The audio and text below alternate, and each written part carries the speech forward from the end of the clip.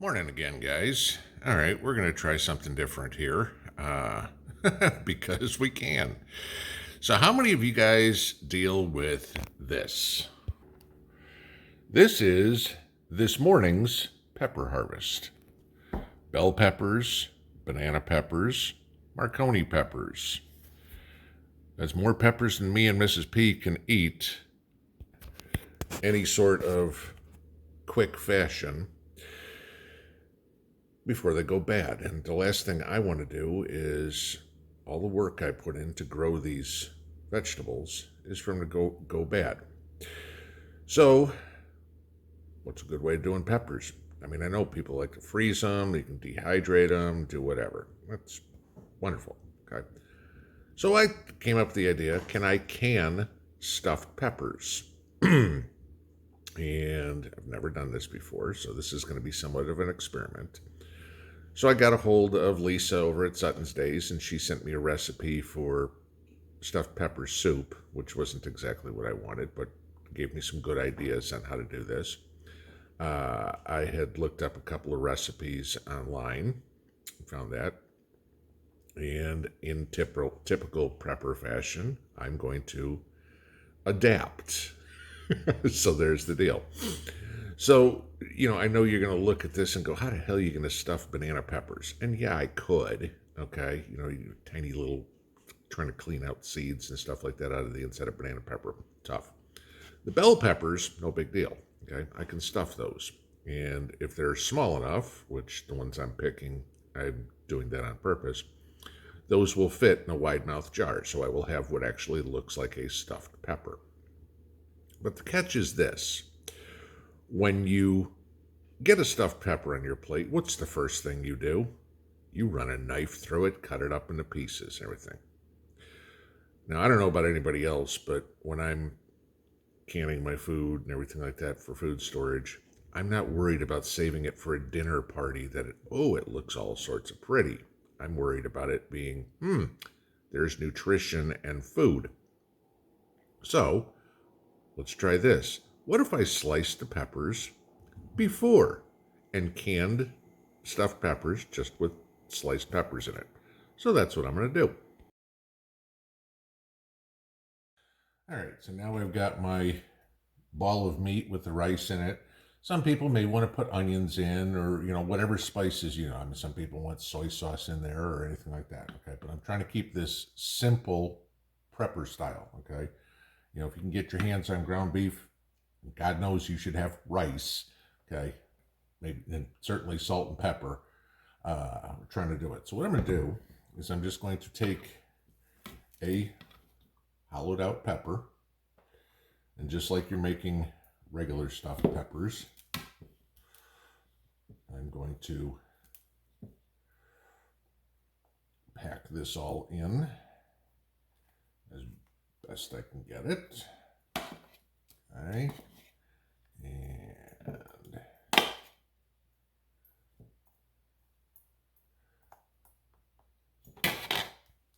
stuffed pepper, right? Okay. So the next thing, wide mouth mason jar. We are going to drop those in a mason jar. I figure I can get 2 decent size peppers there, which 2 peppers is pretty much a meal for me, okay? Yes, I have a bigger appetite than most people. So, all right. So that's how you do that one. So give me a second, let me get some stuff done, and I'll show you how to do the other side. All right, so now we're going to do the other one. So what I want to do here is I want to kind of layer this together. So I'm going to take some of my peppers, put some in, and take some of my meat, put it in, get a little more than that. There we go. Again, I'm going to throw a layer of peppers on there. And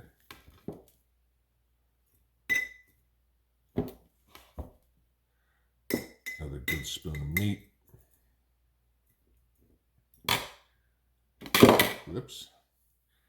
And let's pack that down a little bit. So I can probably get one more shot in there. See if you can see where I am. If I get my hand out of the way. Okay. So we'll go with one more handful of peppers. And yeah, I'd say that would probably be about good. You want to maybe get to about 2/3, 3/4 of the jar, because we still got to put sauce in here. And flip this over. And the one thing you need to remember is that rice will expand because you figure one cup of uncooked rice is going to turn into 3 cups of cooked rice. So it's going to fill up the jar that much more. Plus we want to put our sauce in here so the sauce can get through everything. So my next step is to make sauce.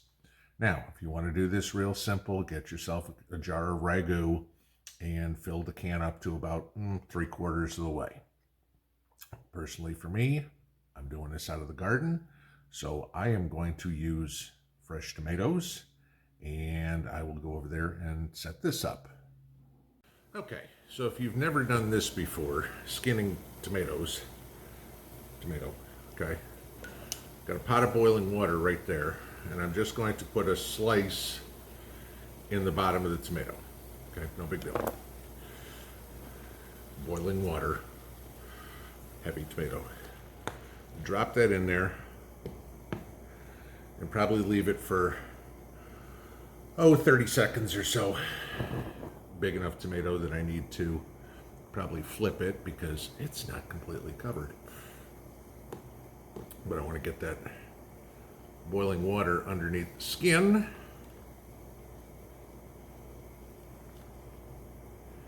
And let me flip this.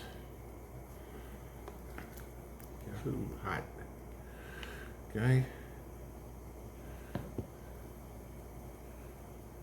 What I don't want to do is boil the tomato too much. I still want it to keep its shape because, well, I guess it really doesn't matter. You could boil it down, but it's a lot easier to cut into pieces when it's not mushy. So let me get that boiled down. Yep, it's close. Okay.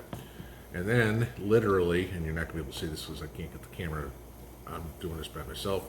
I'm going to take this tomato and I'm going to put it in ice water to cool off so I can touch it and then peel the tomato. All right, so what I've got now are 4 still nice and firm peeled tomatoes, and what I want to do is cut these. Now, the reason I've got 4 tomatoes is the size of these things. These 4 tomatoes will make me about 2 quarts of sauce. These things are huge. But I want to clear them out. This is a matter of choice, but I want, obviously you got to take the core out. Let me get more of that. But I try to take as many of the seeds out as I can when I'm making sauce. So, all right, so let me clean all these up and I'll go to the next step. All right, so then after I chopped them all up, rinsed them off, I run it through a blender, which makes it a lot faster, and then I added a couple of cans of tomato paste, little 6-ounce cans. I add 1 can of tomato paste per quart of tomato sauce that I'm making out of fresh tomatoes. That's just how I do it. Okay, do what you want. Then I want to add a little bit of Italian seasoning again to this, and I'm going to simmer this a little bit to break it down, and then I'll have my sauce made. All right, so final step. Got our peppers, take our sauce, and we're going to fill this, again, like I said, maybe about 2/3, 3/4 of the way, because the water from the peppers, the rice, and everything like that will expand and fill the jar. All right, I don't have to tell you guys about wiping lids and doing all this sort of stuff. I'm not the canning expert, but I'm going to do all that. I will can this stuff. Obviously, it's meat, so it's 90 minutes. So I will do all that and show you the finished project here in a couple hours.